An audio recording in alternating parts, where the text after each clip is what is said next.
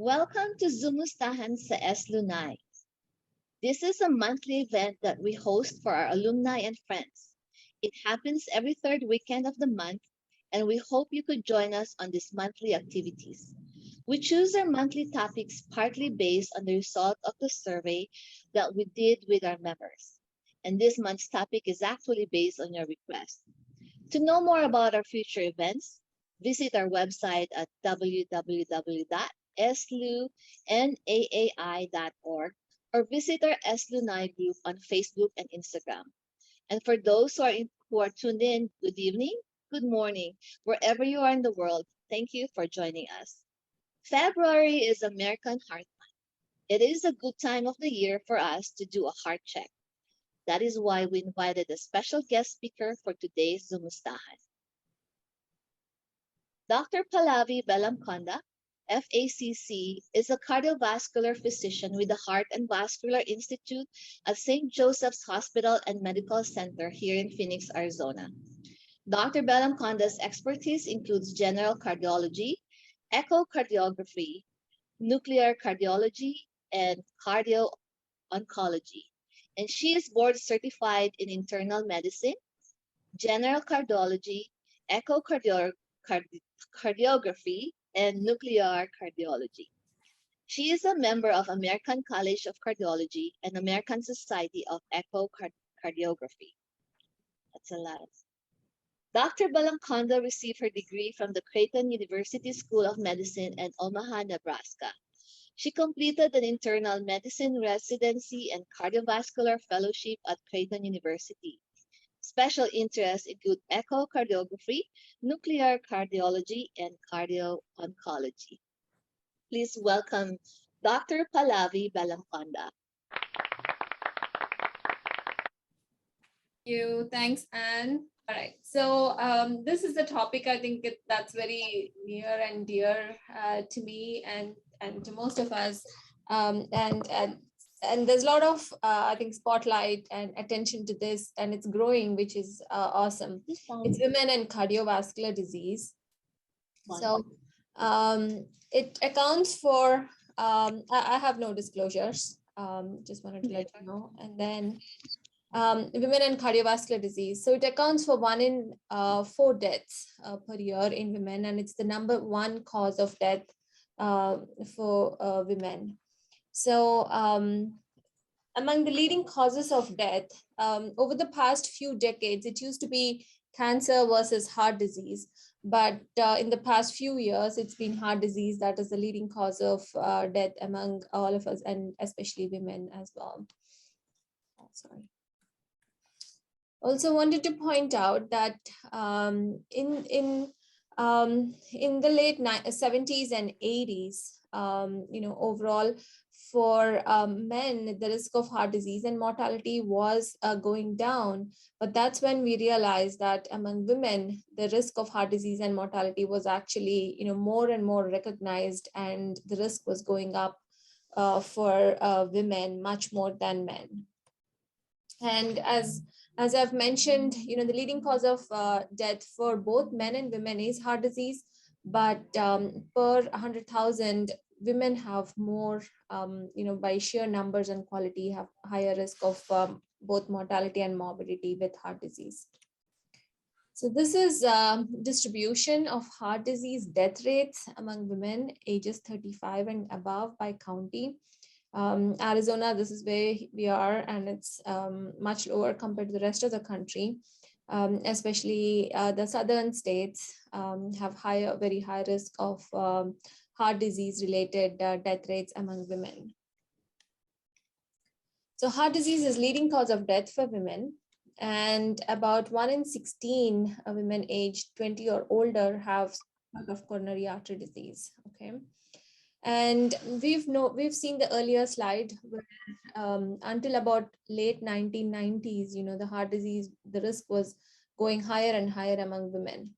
But the mortality trends have come down much significantly in 2000s, especially among females, but it's still higher compared to males.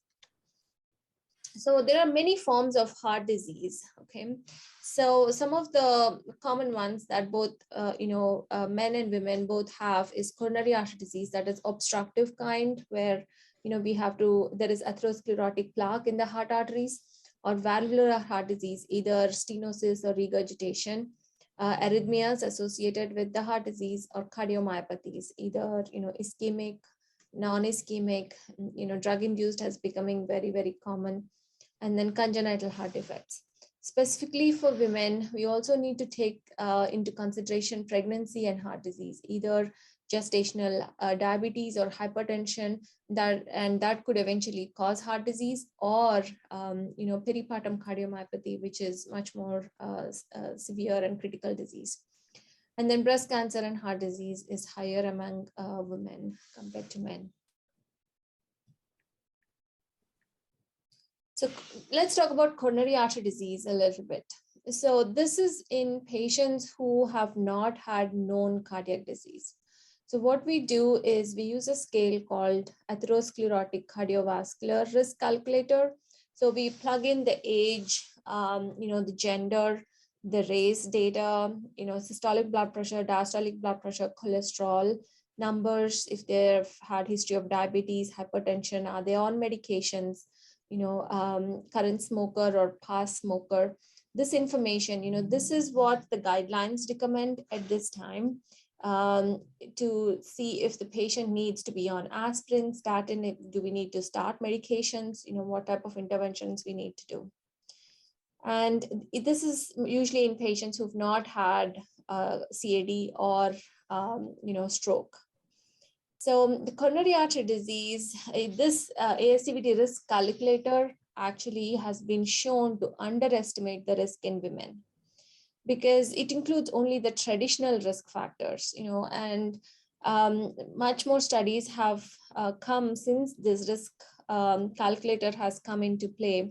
And now, more and more studies have shown that we need to plug in factors such as, pregnancy related complications, or any rheumatic history, because again, rheumatological and autoimmune diseases are much more higher in women, and these states can cause chronic inflammatory disorders. The CRP is going to be higher, and that can tend to have, higher atherosclerotic risk and high hypertension and other risks for women suffering from autoimmune diseases. And then the traditional risk factors, of course, are the same, smoking, high cholesterol, hypertension, diabetes, chronic kidney disease, because there is increased calcium deposition on the heart arteries, metabolic syndrome, these are the traditional risk factors. And if patient has had prior cancer, say for example, breast cancer, who've had chemo, radiation, things like that, all these tend to have higher risk for coronary artery disease as well.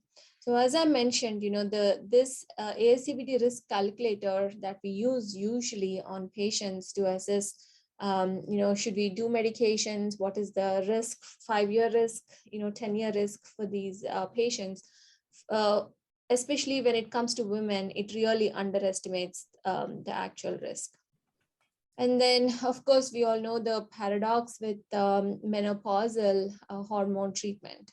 So the paradox is actually that, when hormone replacement has shown improvement in all these traditional risk factors, which means it lowered the LDL, improved HDL, triglyceride levels, it improved insulin resistance in patients with metabolic syndrome. But overall, the menopausal hormone replacement therapy has failed to demonstrate any reduction in cardiovascular events. So this is a very highly debated topic, because the natural history was that premenopausal women were protected from heart disease, and postmenopausal women, the risk of heart disease became same as men or higher. So the logical conclusion from that was, okay, let's substitute the hormones that probably, estrogen or progesterone that are dropping, and then that would actually help with the cardiovascular risk disease. The MHD paradox is that even though the risk factors have improved, The overall, cardiovascular events has, they don't really help with that risk. So ACC and AHA has come up with this, traffic light solution. Okay, so do we do menopausal hormone replacement or not, right? So the green is you can do it. It is acceptable if it is recent menopause. So up to 2 to 5 years, since menopause, you can use it. It has shown that it would decrease overall cardiovascular events. But as long as the patient has normal weight, blood pressure, overall active female, does not smoke, things like that. Okay. So in a lower risk patient, we can use hormone replacement therapy. And higher risk, they would say we have to avoid it, especially if they've already had stents in the heart, already has peripheral vascular disease, stroke, any thromboembolic disease. So DVTs, PEs, known clotting disorder, known breast cancer, and a higher overall ASCVD risk. The guidelines say, it actually does not help the hormone replacement therapy for cardiovascular protection. If for some other reason, then, you have to look at the balance, what is the risk, what is the benefit, and go from there. Good.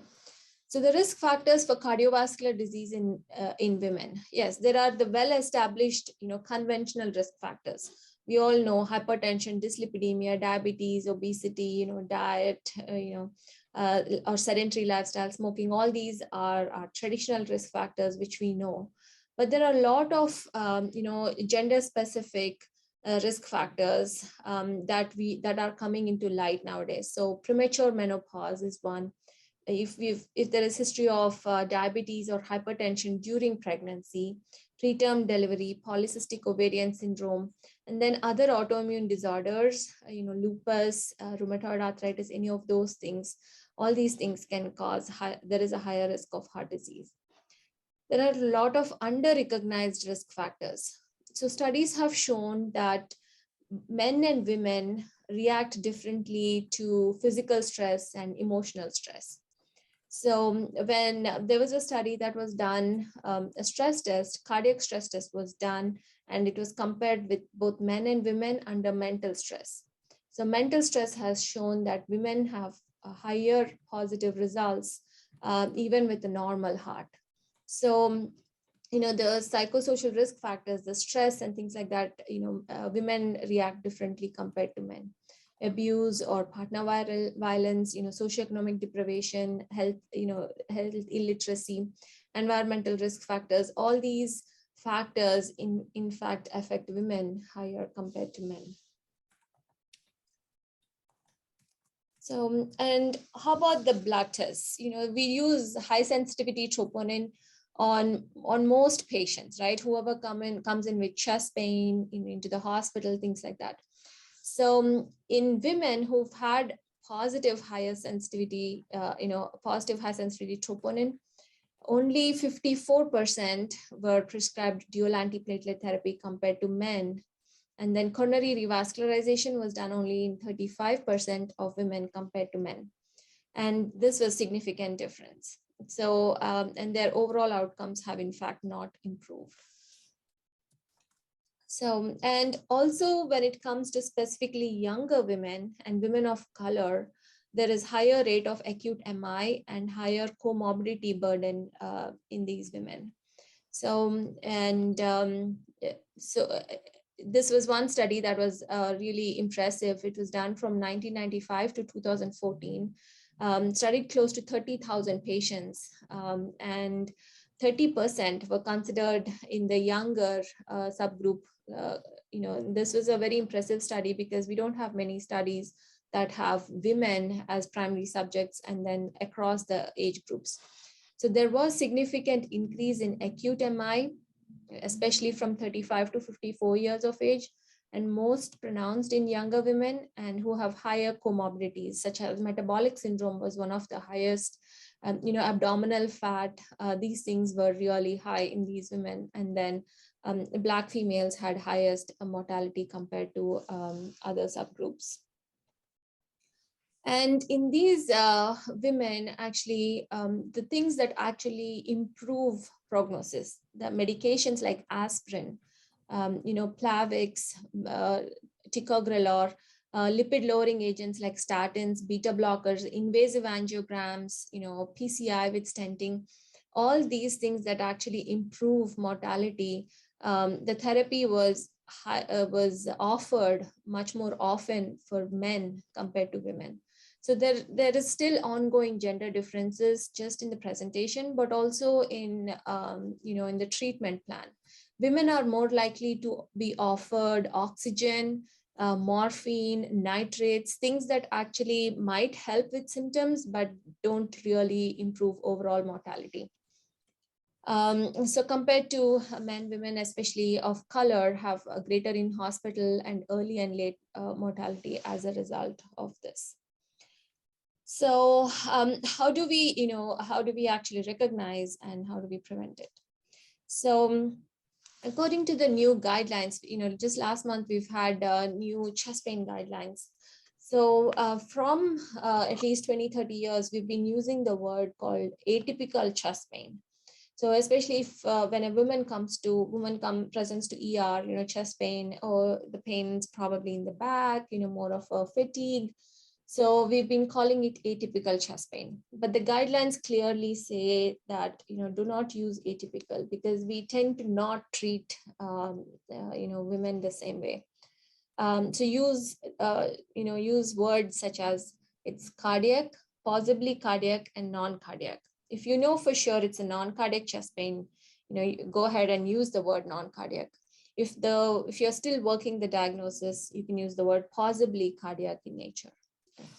Also, women tend to present with, most of the symptoms for women is still chest pain. It's still the most common symptom for acute MI is chest pain, even in women, same as men. But women also tend to have other symptoms like dizziness, heartburn, cold sweat, tiredness, fatigue, nausea, vomiting. And sometimes the one thing that we all forget is a decrease in your exercise tolerance. Say you're running a mile every day, and suddenly you're only able to do half a mile because you're more fatigued.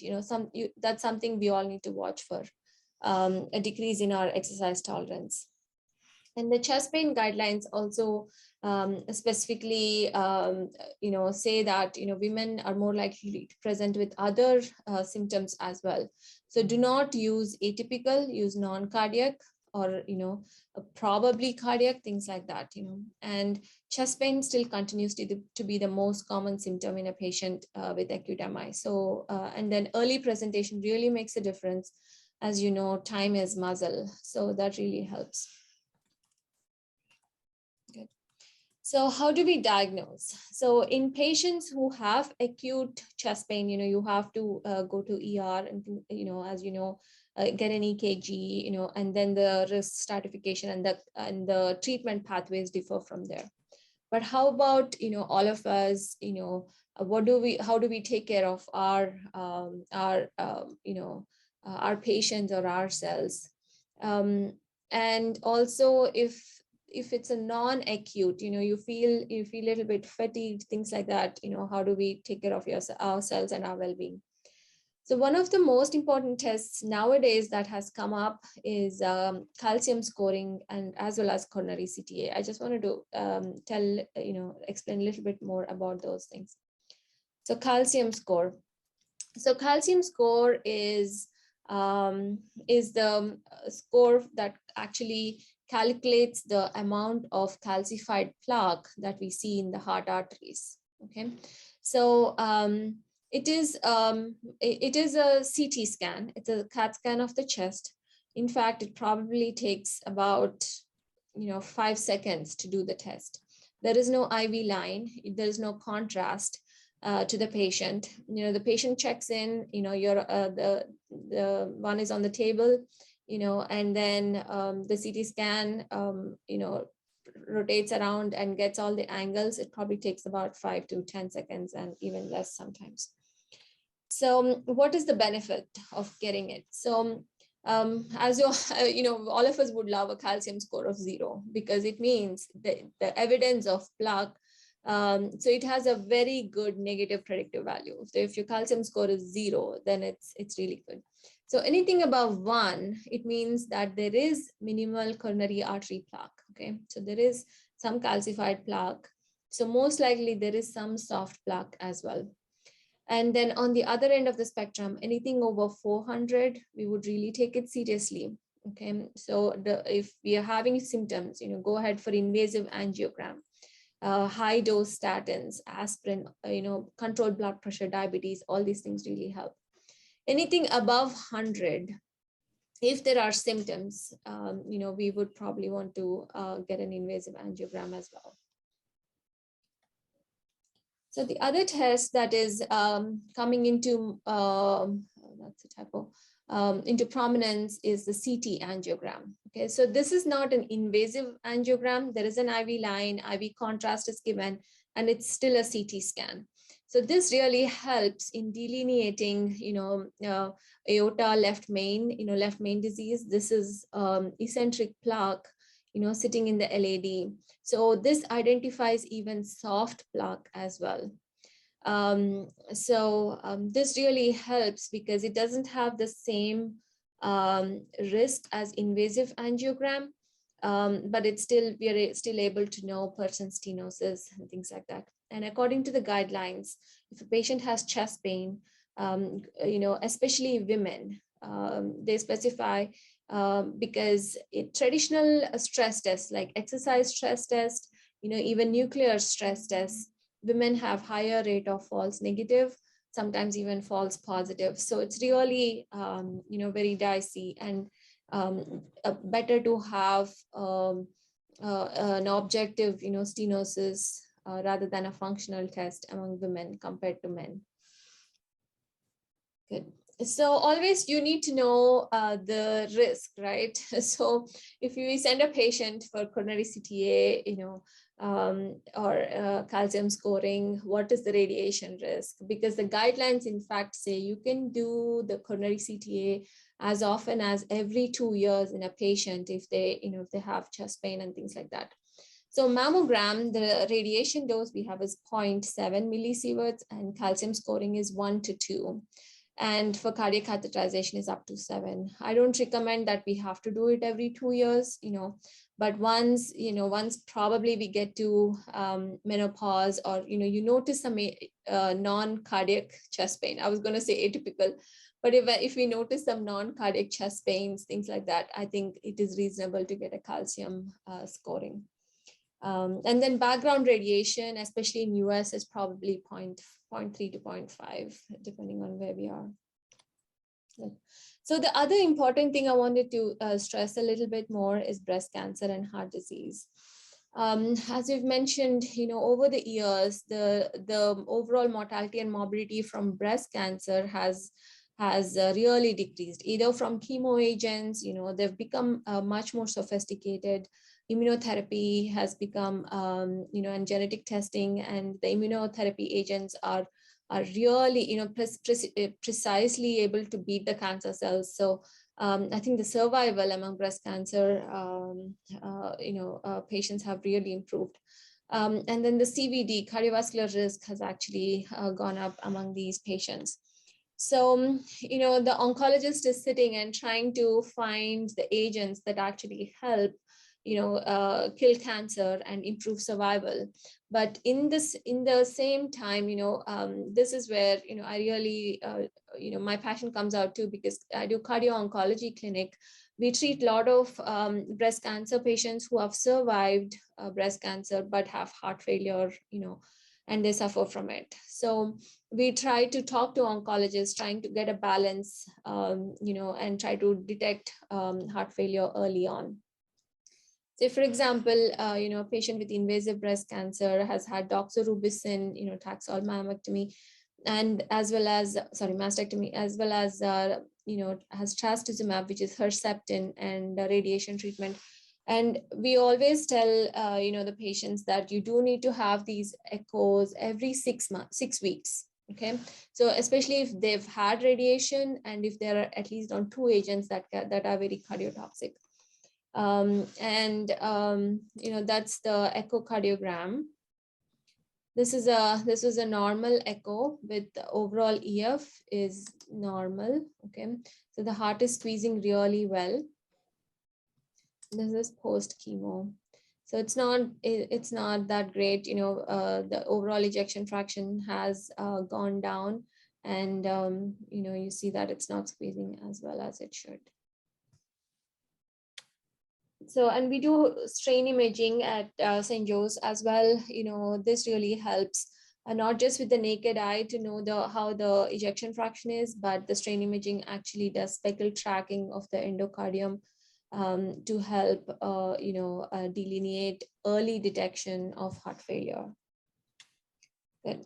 So how do we prevent, right? So prevention is better than cure. I think all of us know that. And I think it's really good to catch it early, either coronary artery disease, heart failure, any arrhythmias, valvular disease, anything, working towards prevention is much better. So the AHA guidelines say that we have 8 steps to prevent heart and stroke. So know your risk, right? What is your risk? So we all need to type in our numbers into the ASCVD risk calculator to actually see what our 5-year risk, 10-year risk, 40-year risk of CAD or CVD is. And then eat healthy diet, be physically active, watch your weight, live tobacco free, manage your other conditions like hypertension, diabetes, cholesterol, take medications regularly. And then it says be a team player. You help other person, the other person helps you. That's how you actually improve overall population health as well.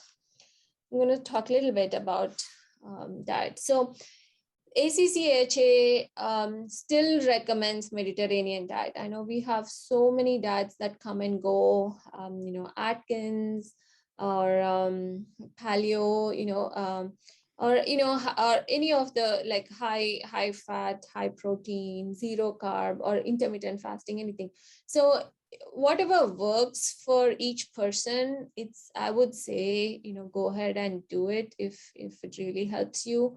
The goal is, as long as your numbers are going down, okay, your cholesterol numbers are going down, your blood sugar, hemoglobin A1C, blood pressure, all these things are going down, then you've actually made a difference. But if the triglycerides, LDL, these numbers are going higher than when you first started your diet, then I would actually stop the diet, because it's a more riskier than when you started. And then if you're doing, high fat or high protein, that sort of a diet with zero carbs, then use more plant-based fats, avocado, coconut oil, rather than, butter or lard or things like that, But the ACCHA, they've been saying this is the diet that they recommend is Mediterranean diet. So a lot of vegetables, okay, avocados, olive oil, beans and nuts and legumes, olives, and then fish, at least some sort of seafood, fish and seafood at least twice a week. And then you can still use, poultry and meats and things like that, but much less often. Water, a lot of water every day. And then of course, wine that we all love, right? So at least you can have 4 ounces of wine per woman every day, which is, I would say, not much, but but it helps you relax at the end of the day. Red wine is good. It rises your HDL, so that's good. And then up to 8 ounces in men. But if you're having some sort of alcohol, you don't have to start drinking wine, but if you're having some sort of alcohol, try red wine is what the recommendation is. How about exercise? So I really love this graph because, it actually says if we exercise too much, the mortality goes up. So like everything in life, moderation is really important. So no exercise, the risk of mortality is very high. At least 7 meds, this is per week. So it's not much, okay? So 7 meds is not per week, is not much exercise. But if you're doing up to 20 to 40 meds per week, this is the ideal sweet spot. So you do up to 20 to 40 meds, hours per week, then the risk of mortality and morbidity is much lower compared to anything more than 75. Again, the risk, overall mortality goes up. So what does that mean? So what that means is, try and sedentary lifestyle is a no-no, right? Try to be on your feet, as much as you can. So as long as you can walk 20-minute mile, that's a great, green zone to be in. So try to be on your, walk as much as you can. If you're running, then that's good as well. Some sort of exercise in moderation, and they say 30 to 45 minutes at least 5 days a week. So this is aerobic activity, swimming, walking, cycling, 30 to 40 minutes at least 5 times a week. That's smoking. So some studies have shown that up to 40% of nursing personnel were smokers, mostly because of the high risk jobs. The studies were done as to why so much high smoking. That's because the stress, 47% said stress is the most common reason, because I think this is one health care job that is very hands-on. And especially over the last 2 years, we've seen, such high burnout rates and things like that. So that's because it's the most, I think, of all the, if you look in the healthcare profession, of all the sub-professions, I think nursing is the most hands-on, and that's why the stress is highest. And also, if our parents smoked, grandparents smoked, we sort of tend to catch the habit. So it used to be what the doctor ordered, but not anymore. So no more. And then stress-induced cardiomyopathy. I think all of us, heard of this term. So sudden high stress, especially in women, can cause such high rise in the fight or flight hormones, adrenals, cortisol levels, that the heart can be stunned. Okay, so and there are different forms of cardiomyopathy, either apical or mid cavity, or a basal, or just focal, some sort of cardiomyopathy. And we still have to do angiogram in these patients. We still have to do beta blockers, ACE inhibitors, because those are the ones that really improve mortality. Okay, so again, I wanted to stress how I wanted to mention how stress has really taken a toll on a lot of people, I think, and especially nursing staff have become really highly affected. Overall in healthcare, the suicide risk is high, but it goes up, in women, and especially nursing, who are in nursing profession, just because I think it's very hands-on and it takes a toll. Good. So there are a lot of initiatives that ACCHA has come across. Million Hearts 2027 to save that. We're going to save 1 million hearts from heart attacks or strokes. Take care of of each other in the family, a happy lifestyle. Know what medications you need to take, discuss with your physician, what is the risk of heart disease. And then I also like this website by CDC. It's a wise woman, where not just cardiovascular mortality, it talks about breast cancer screening, lung screening, any of the things that could cause cancer or any disease, carotid artery screening, so that either heart disease or stroke or cancer is caught early on. So I think that really helps.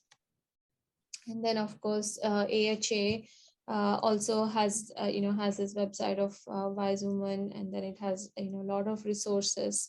When do you get screening for your mammogram? What type of screening do you need to use? can you get, how do you know your cholesterol levels, things like that. I think all these, it's a great source for that. Finally, I really like this slide because this is one way where we can objectively know where we stand on our, on our health scale. Know the cholesterol, what's the LDL, what's the triglycerides, what's our HDL, know our blood pressure, especially in younger population, 50 or younger, the diastolic blood pressure really makes a difference. So just because the top number is 120, and if the bottom is 90, then we already are in the hypertensive range. So knowing the blood pressure really helps. And then fasting blood sugar and hemoglobin A1C, body mass index. And I've added these two on because, I think knowing our calcium score, like I mentioned, it has little higher radiation than a chest X-ray, than a regular chest X-ray. So I think, having a calcium score would really, knowing our calcium score would really help. And of course, coronary CTA if it's indicated. Good, thank you. Well, thank you, Dr. Bellamkonda. That's a lot of information that you shared on the heart. So I'm sure during your lecture, there were already a lot of questions coming out. So if you have any general questions for Dr. Bellamkonda, you may unmute yourself or type it in our chat box. So now we're opening this segment for your questions. Okay.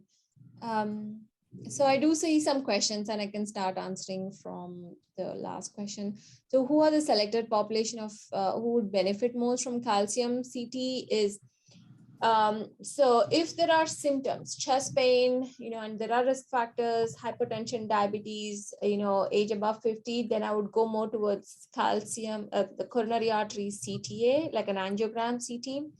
But if there is, even if there is no chest pain, like asymptomatic patients, but there is risk, high cholesterol, diabetes, things like that, postmenopausal, getting a calcium score is something that's recommended. Intermittent fasting is great, but during those eating hours, I would say, still cut back on, on carbohydrates, things like that. At least watch what you're eating. I've tried intermittent fasting and it's really helped I didn't lose much weight, but it helped keep off of extra weight. I thought it maintained my weight for a while. And, a lot of water really helped me. And then I wanted to drink much more coffee. That wasn't a good idea either. So intermittent fasting helps if you actually see the results. Make sure you look at your LDL and HDL as well. And then hemoglobin A1C. And if you're losing weight, then it's really good. But if you have conditions like diabetes and you're taking hypoglycemic medications, I would really watch out for that. And then adjunct to CTA. So yeah, so if we get a CTA, you'd get a calcium score. If we order just a calcium score, then we don't get an angiogram. So we just get one calcium score saying, okay, your calcium score is 50. And then in the LDL, it is 39, RCA, it's 11, something like that. But if we do a coronary CTA, then you get a calcium score and then you get an angiogram. Hormones, yeah.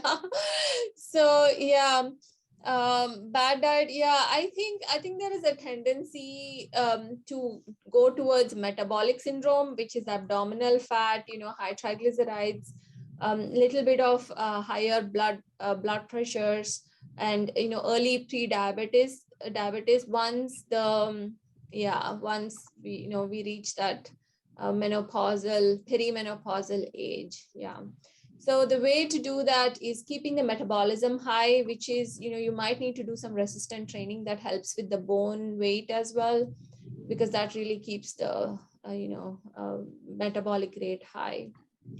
Yeah, so the total cholesterol, nowadays we are paying attention, of course, but HDL is what's the specifications takes the, what is the LDL. So less than 100 is preferred for the LDL, and then less than 70 is ideal. HDL is, as long as it's above 40, it's a positive risk factor. If it's less than 40, then, fish, exercise, red wine, these things really help. And then there is a ratio called non-HDL cholesterol. So any cholesterol that is not good, that is pretty much non-HDL cholesterol, is what we look at. And then that includes, LDL, lipoprotein A, all these subdivisions, and triglycerides as well. So that really makes a difference. So total cholesterol, if your HDL is 80, the total cholesterol is going to be high.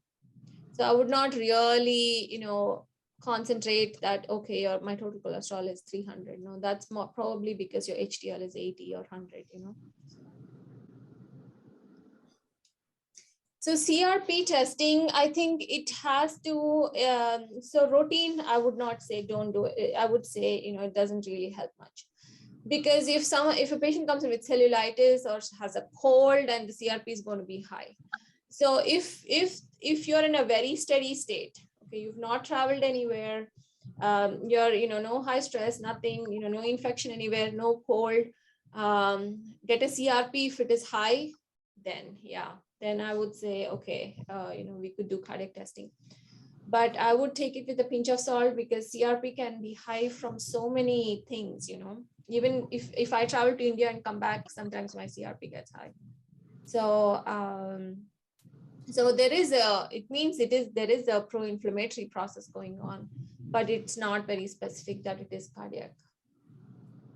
Plant-based diet, yeah. So that's really good nowadays. So some studies have shown if you really follow plant-based diet for a long time, atherosclerosis actually regresses. But it's again, it did show significant changes. But I think the carbohydrate ratio also really helps, but if you're eating too much carbs and then the hemoglobin A1C is too high, then I don't think we benefit at all, from it. Overall, we are healthy, then go more towards plant-based diet. The atherosclerosis has actually shown to regress some. Those are really good questions. Thank you, Dr. Bellamkonda. And one thing I really also want to stress working in the cath lab is that I know when women come to us after suffering from a STEMI, having a STEMI, sometimes it's too late. So like they already have a big RV infarct because they sit on a chest pain, like they say, they can't breathe, I'm nauseous, but maybe it's just because I'm tired. So they sit on it for days. And when they come to us, it's already too late. No, yeah. So we've seen so much. Remember, we've seen so many ventricular septal ruptures, free wall ruptures. And then, the surgery says it's too high risk. Women tend to wait longer, because the one is, yes, even though there is chest pain, I think, I don't know if it's true, if the pain threshold is higher or something, but then I think in the 70s, 80s, we were told, oh, women don't have heart disease. It's not, so I think the way we grew up or something like that, but so getting attention, and then somehow you feel like, okay, if you've been to the ER once, oh, they're going to say, okay, your EKG looks normal, go back. But if there is chest pain, I would not ignore, go to the ER. It's okay. Even if they say it's normal, then it's a good thing, right? So, and then that's when knowing our numbers early on really help. I think that's where calcium scoring, HDL, LDL, knowing those things really help. Yeah. So, and then women have a higher risk of ventricular septal rupture and free wall rupture compared to men. So, and ironically, it's the low BMI women. So that have, high bleeding risk, with angiogram and things like that. So yeah, they do tend to have higher. And I think with regards to CTAs, I work with Dr. Bellamkonda, so she sends us patients who have positive or high score CTAs. And the past 2 days, actually, we did a couple of patients with positive CTAs, and the CT angiograms were actually spot on. So we did put stents on these patients. Yeah. So, one thing is CT has this blooming effect with calcium. Sometimes you tend to overcall it, but, it's okay to, I think, a little bit overcall compared to, oh, that's good. Good to know. Yeah. Like if I go to your office and I have like, I think I have like genetics, right, for cardiac history. Can I request to have like the calcium score scan? Yeah, so yes, we put the order in, we get it done. Actually, we are doing a study called Genetics and Heart Disease, Dr. Roberts and I. So, it's actually done at least in 3 different centers in the Common Spirit hospitals. So it's done in Baylor and St. Luke's. And then Omaha, Nebraska is one site, and then St. Joe's here is one site. It's if there is extensive family history, especially, what we do is we draw blood, and then we send it for genetic profiling. So there is not one gene that causes obstructive heart disease. Unfortunately, it's a series of genes, and then the result, how you get it is, okay, you're low risk or medium risk or high risk for CAD, and this is the risk. Yeah. And then, yes, so high family history, and even if like no risk factors, we do calcium score. Yes. Oh, that's good. Okay, thank you. Yeah. There's a question here too. Is genetics genetic study for cardiovascular disease covered by insurance? No, if you do it's not covered actually. So if you sign up, the study pays for it. Oh, okay. Yeah. So I'm not advertising or anything, but then that's how it is. Yeah. Okay, do we have any more questions? I did have a question on the chat about the MET. What is that stand for? Yeah. So MET is metabolic equivalent. Say when we do a stress test, when we put the patient on the treadmill, so 3 minutes flat, and then next 3 minutes, and then 3 minutes, right? So as we go higher in each grade, so at the end of 6 minutes, then it sort of is 7 METs. So it calculates the MET is calculated based on the intensity and duration of exercise. So like just in layman's term, so what do you recommend for a patient to have like exercise 30 minutes a day for 5 days?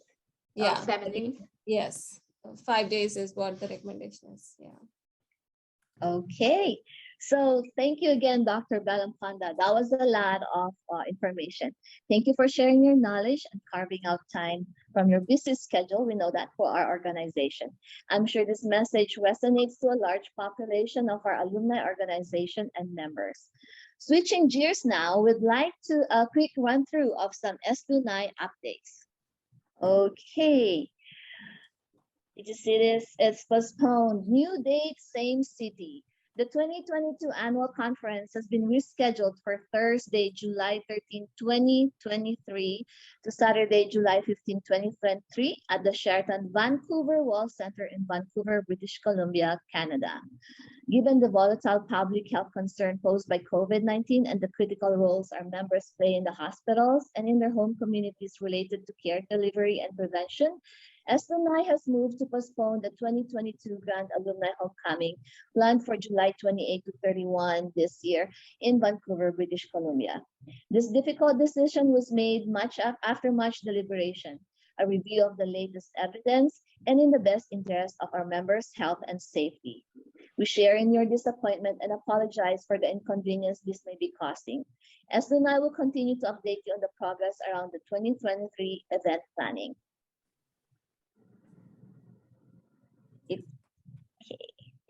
If you have not signed up as an SLUNAAI member, please head over to slunaai.org and click Join Us. Benefits of membership includes privilege of press representation, networking opportunities, continuing education, career advancement, service to colleagues, giving back, and staying in touch with both alumni and associate members from other nursing colleges and universities.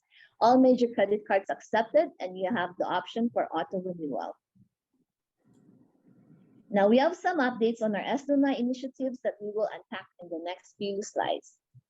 If you were on the December 2021 Zoomustahan, we introduced our scholar, Jamie Mortel, who is already in her third year of nursing. We are honored to be given the chance to be the vessel through which our benefactor can extend their generosity. Jamie is doing well. We get updates on her progress regularly.